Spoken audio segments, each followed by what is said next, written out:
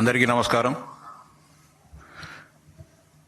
NDA ప్రభుత్వం ఎన్నికల ముందు హామీ ఇచ్చిన మేరకు రాష్ట్రంలో ఉన్న నిరుద్యోగ ఉపాధ్యాయులందరికీ ఉద్యోగ అవకాశాలు కల్పించాలనే సత్సంకల్పంతో మెగా డిఎస్సి నిర్వహించడం జరిగింది. గౌరవ ముఖ్యమంత్రి గారు ప్రమాణ స్వీకారం చేసిన తర్వాత బాధ్యతలు తీసుకున్న మొదటి రోజే మొదటి సంతకంగా మెగా డిఎస్సి పైన ఆయన సంతకం చేసి దాదాపు 16,347 టీచర్ పోస్టుల భర్తీకి కార్యాచరణను శ్రీకారం చుట్టడం జరిగింది. ఇంత పెద్ద ఎత్తున ఈ ప్రక్రియ ప్రారంభమై రాష్ట్రంలో వేలాదిగా ఎదురు చూస్తున్న నిరుద్యోగ యువతీ యువకులకు టీచర్ ఉద్యోగాలు ఒకవైపు ప్రభుత్వం కల్పిస్తుంటే జగన్మోహన్ రెడ్డి గారు ఆయన వందిమాగాదులు ఆయన ఒత్తాసు పలుకుతున్న మీడియా దీన్ని సహించలేకుండా మళ్ళీ నిరుద్యోగులలో అంతేకాకుండా ప్రస్తుతం అర్హత సాధించిన వారందరిలో కూడా గందరగోళం నింపేదానికి ప్రయత్నాలు జరుపుతా ఉంది. ఏదైనా నోటిఫికేషన్ ఇచ్చేటప్పుడు అన్ని విషయాలను కూడా కూలంకషంగా పరిశీలించి ఆప్షన్లకు సంబంధించి కూడా ఆ రోజే ముందుగా ఆ నోటిఫికేషన్లో చెప్పడం జరిగింది. రిజర్వేషన్లకు సంబంధించి కూడా ఆ నోటిఫికేషన్లోనే స్పష్టంగా చెప్పడం జరిగింది. ఇప్పుడు మెరిట్ లిస్టు విడుదలై రేపటి నుంచి ఎవరైతే అర్హత సాధించారో ఎవరైతే ఉద్యోగాలు పొందుతున్నారో వారందరికీ సర్టిఫికెట్ల వెరిఫికేషన్ కూడా రేపు ప్రారంభం కావడం జరుగుతోంది. మరో 10-15 రోజుల్లో వాళ్ళందరికీ కూడా నియామక పత్రాలు అందజేసి వారికి పాఠశాలను కూడా కేటాయించడం జరుగుతుంది. కానీ వీళ్ళల్లో ఈ ఉద్యోగాలు సాధించిన ఆనందంలో వీరంతా ఉంటే సాక్షి పత్రికకు కానీ లేకపోతే జగన్మోహన్ రెడ్డి గారికి కానీ చాలా ఇబ్బంది పడడం జరుగుతోంది. ఎవరు కూడా ఎలాంటి అభ్యంతరాలు వ్యక్తం చేయకోకుండా ఇంకా డిఎస్సిలో నో ఆప్షన్, అంతేకాకుండా పరీక్షకు ముందే పోస్టుల ప్రాధాన్యతను ఆయా ఉద్యోగార్థులు ఎంపిక చేసుకోవడం జరిగింది. మళ్ళీ ఎడిట్ ఆప్షన్ ఇవ్వాలని చెప్పి ఈరోజు ఎవరైతే ఉద్యోగాలు పొందారో వారిలో గందరగోళానికి శ్రీకారం చుట్టే ప్రయత్నం జరుగుతోంది. ఈ సందర్భంగా ఈ ఉద్యోగాలు పొందుతున్న నిరుద్యోగ యువతీ యువకులందరికీ కూడా విజ్ఞప్తి చేసేది ఒకటే, ఎంతో బాధ్యతగా మీకు ఇచ్చిన మాట మేరకు రాష్ట్ర ఆర్థిక పరిస్థితి అంతంత మాత్రంగా ఉన్నా గతంలో జగన్మోహన్ రెడ్డి గారు 23,000 పోస్టులు భర్తీ చేస్తా అని చెప్పి మీ అందరికి కూడా మోసం చేసిన పరిస్థితులలో మీకందరికీ అవకాశాలు కల్పించాలనే సదుద్దేశంతో 16,347 పోస్టులను భర్తీ చేయడం జరిగింది. ఆ రోజే నోటిఫికేషన్లోనే మీరంతా కూడా మీరు దరఖాస్తు చేసుకున్న సమయంలోనే మీరు ఎస్జిటి కావాలన్నా లేకపోతే కనుక స్కూల్ అసిస్టెంట్ పోస్టా ఉర్దూ పోస్తా అని చెప్పేసి మీకు ఏదైతే కావాలనుకుంటున్నారో వాటన్నిటిని కూడా ఆప్షన్లు పెట్టడం జరిగింది. కానీ కొంతమంది ఉద్యోగాలు రానివారు, కొంతమంది ఏ నోటిఫికేషన్ వచ్చినా కూడా ఆపాలనే ప్రయత్నం చేసేవాళ్ళు రకరకాల అనుమానాలను తెర మీదికి తీసుకొని రావడం జరుగుతుంది. వారందరి మాటలు కూడా నమ్మవద్దని చెప్పి మీకు అందరికి కూడా సవినయంగా విజ్ఞప్తి చేస్తున్నా. రేపటి నుంచి జరిగే సర్టిఫికెట్ల వెరిఫికేషన్లో మీరందరూ కూడా పాల్గొని ఈ రాష్ట్ర విద్యాభివృద్ధిలో మీరందరూ కూడా భాగస్వాములు కావాలని చెప్పి విజ్ఞప్తి చేస్తా ఉన్నా. దాదాపు 16,347 పోస్టులను ఈరోజు భర్తీ చేయడం జరుగుతోంది. అంతేకాకుండా ఆ రోజు గతంలో గత 7-8 ఏళ్లుగా రాష్ట్రంలో ఒక డిఎస్సి కూడా నిర్వహించినందున అనేక మందికి వయసు కూడా పెరిగినందువలన వారందరికీ కూడా సడలించడం జరిగింది.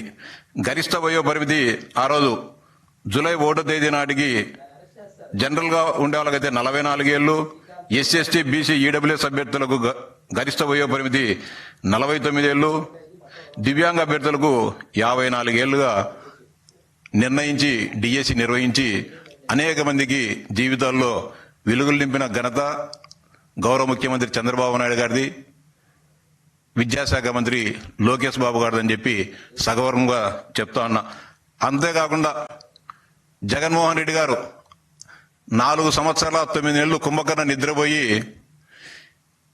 డిఎస్ ఇస్తున్నా అని చెప్పి అంతకుముందు 23,000 ఉద్యోగాలు ఖాళీ ఉన్నాయని చెప్పి ప్రగల్భాలు పలికిన పెద్ద మనిషి 4 సంవత్సరాల 9 నెలల తర్వాత ఎన్నికలకు 2 నెలల ముందు 5,100 పోస్టులను డిఎస్సి వదలడం జరిగింది. దాన్ని కూడా పూర్తి చేయలేని దద్దమ్మ ఎవరైనా ఉన్నారంటే అప్పటి ముఖ్యమంత్రి జగన్మోహన్ రెడ్డి గారు.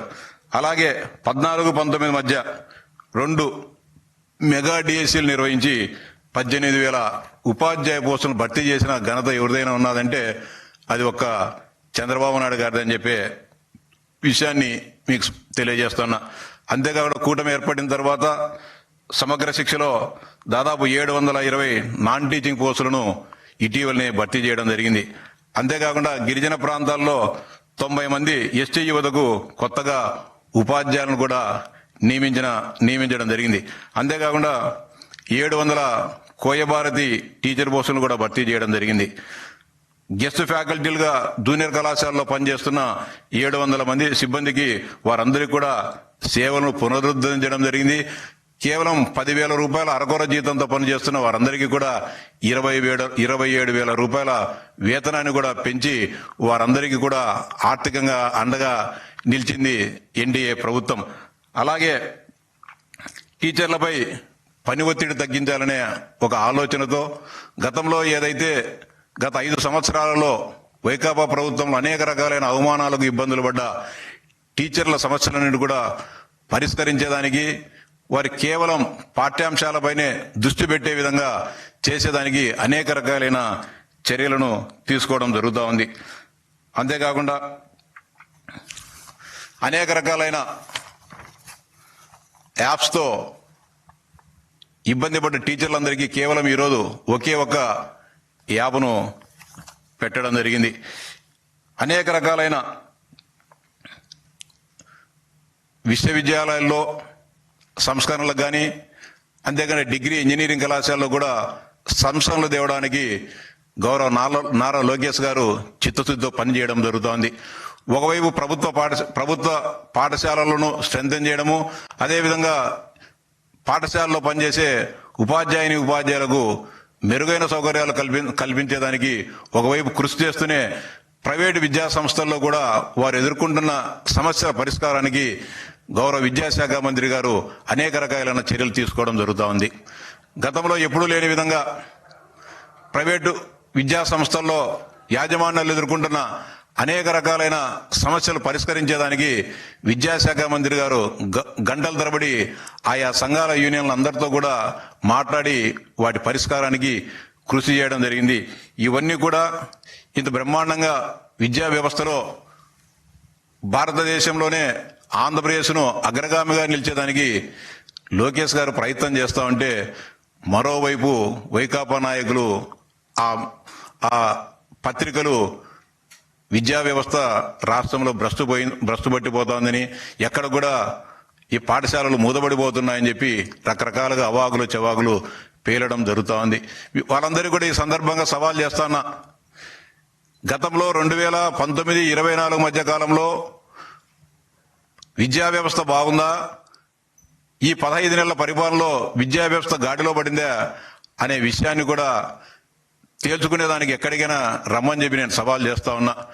మీ మాదిరి ఇష్టానుసారంగా లక్షలాది రూపాయల లంచాలు తీసుకొని ప్రభుత్వ ఆర్డర్లు ఇచ్చేసి ఉపాధ్యాయులను బదిలీ చేయలేమేం.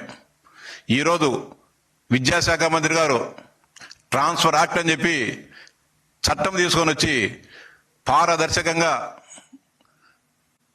మొట్టమొదటిసారిగా రాజకీయాలకు అవకాశం లేకుండా, ఎలాంటి అవకతవకలకు లేకోకుండా ఉపాధ్యాయులందరికీ కూడా బదిలీ చేసిన ఘనత ఎవరిదైనా ఉన్నదంటే అది లోకేష్ బాబు గారు అని చెప్పి సందర్భంగా చెప్తా ఉన్నా. ఇంత మంచి జరుగుతూ ఉంటే, ఇంత బాగా జరుగుతూ ఉంటే, విద్యా వ్యవస్థను సంస్కరిస్తూ ఉంటే ఈరోజు అడ్డదిడ్డమైన మాటలు మాట్లాడుతున్నారు. అంతేకాకుండా విశ్వవిద్యాలయాలకు సంబంధించిన వైస్ ఛాన్సలర్లను, నిష్ణాతులైన వారిని, రాజకీయాలకు సంబంధం లేని వారిని ఈరోజు ఉపకులపతులుగా నియమించి యూనివర్సిటీలను ప్రక్షాళన చేయడం జరుగుతోంది. మీ మాదిరి మీ బంధువులు, మీ పార్టీ అనుచరులైన ప్రసాద్ రెడ్డి మాదిరో, రామకృష్ణారెడ్డి గారి మాదిరో, లేకుంటే మీకు అత్యంత రక్త సంబంధీకురాలైన సింహపురి విశ్వవిద్యాలయానికి సుందరవల్లి గారిని నియమించారు. మీ బంధువులను, మీ తాబేదారులను నియమించే ఆ రోజు విశ్వవిద్యాలయాలను భ్రష్టు పట్టించిన ఘనత మీది. అలాంటి దానికి అవకాశం లేకోకుండా విద్యా వ్యవస్థలో సమున్నతమైన నాలెడ్జ్ ఉన్న వారిని ఈరోజు వీసీలుగా నియమించి విద్యా వ్యవస్థనే ప్రక్షాళన చేయడం జరుగుతోంది. ఇన్ని చేస్తా ఉంటే మళ్ళీ మీరు అవాగులు చెవాగులు మాట్లాడడం తగదని చెప్పి హెచ్చరిస్తా ఉన్నా. అలాగే మరోసారి కొత్తగా నియమించబడుతున్న ఉపాధ్యాయులందరికీ కూడా మరోసారి విజ్ఞప్తి చేస్తానా, ఎవరి మాటలు కూడా వినాల్సిన పని లేదు. మీరు ఎంతో కష్టపడి ఎన్నో ఏళ్ల స్వప్నాన్ని ఈరోజు సాకారం చేసుకుంటున్నారు. పత్రికల్లో వచ్చాయనో లేకుంటే ఏదో ఒక రాజకీయ ప్రతిపక్ష పార్టీల వారు మాట్లాడారని చెప్పి మీరు ఎలాంటి అనుమానాలకు ఆందోళనలకు చెందాల్సిన అవసరం లేదు. మీరు ఏదైతే ఆ రోజు ఆప్షన్ పెట్టుకున్నారో ఆ ఆప్షన్ ప్రకారమే ఈరోజు ముందుకు పోవాలని చెప్పి మీకు విజ్ఞప్తి చేస్తాను. మనం ఏమాత్రం కూడా ప్రభుత్వం డీవియేట్ అయ్యి దీన్ని అటు ఇటు చేస్తే గతంలో ఏ విధంగా అయితే సర్వీస్ కమిషన్ ఉద్యోగాలు ఏదైతే న్యాయపరమైన చిక్కుల్లో పడ్డాయో అవన్నీ కూడా పడుతుంది. మన 1998, 2008 డిఎస్సీలకు సంబంధించిన వారు ఈ రోజు కూడా కోర్టుల వెంబడి లేకుంటే ప్రభుత్వాలను వెంట తిరుగుతూనే ఉన్నాయి. పొరపాట్లు చేసుకుంటే ఇదే విధమైన న్యాయ సంబంధమైన సమస్యలు ఉత్పన్నమవుతాయి. కాబట్టి మీరందరూ కూడా ఎలాంటి ఆందోళన చెందకోకుండా మీకు ఏదైతే ఆప్షన్ పెట్టుకున్నారో ఆ ఆప్షన్ ప్రకారమే ముందుకు పోవాలని చెప్పి మరోసారి మీకు విజ్ఞప్తి చేస్తా ఉన్నా. అంతేకాకుండా వైఎస్ఆర్సీపీ నాయకులకు కూడా హెచ్చరిస్తా ఉన్నా, విజ్ఞప్తి చేస్తా ఉన్నా. మీరు పెట్టరు, అమ్మ పెట్టదు, అడుక్కోనివ్వదనే విధంగా మీరు ఒకరికి ఒక ఉద్యోగం ఇవ్వలేదు. ఈరోజు 16,347 ఉద్యోగాలను భర్తీ చేసే ఒక పెద్ద కార్యక్రమం ఈరోజు రాష్ట్రంలో జరుగుతూ ఉంటే దీన్ని సమర్థించండి, ప్రభుత్వాన్ని మద్దతు తెలపండి, ఆ నిరుద్యోగ ఉపాధ్యాయులను ఆశీర్వదించండి, వాళ్ళకు అండగా నిలవండి. అంతే తప్ప అనేక అనుమానాలకు తావిచ్చే విధంగా దీంట్లో మంచినీళ్ళల్లో మీరు బురద జల్లే కార్యక్రమం మానుకోవాలని చెప్పి హెచ్చరిస్తా ఉన్నా. ప్రతి ఒక్కరూ తప్పనిసరిగా యూట్యూబ్లోకి వెళ్ళి కడప వార్తను లైక్ చేయండి, సబ్స్క్రైబ్ చేయండి. ఇట్లు మీ జి రమణయ్య, ఎడిటర్, కడప వార్త.